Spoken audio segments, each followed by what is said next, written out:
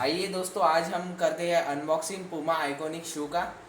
तो ये दोस्तों जैसे कि हम देख रहे हैं, ये है 1760 रुपये का शू है। आज अनबॉक्सिंग करने जा रहे हैं। तो हम कट करते हैं इधर से।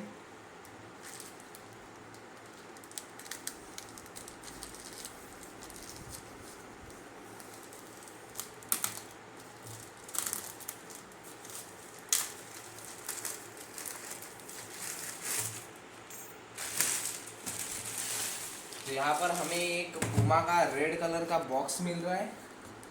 इसमें हमारा एक शू होगा।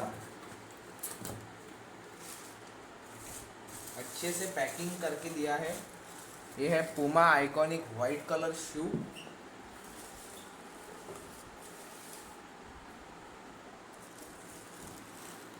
काफ़ी अच्छे से डिज़ाइन हुआ है। पूमा ब्रांडिंग है। यहाँ पर पूमा का आइकॉन है। पूमा ब्रांडिंग अंदर भी है।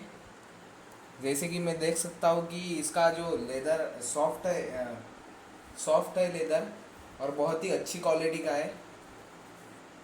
Nice and best material use किया है इसमें।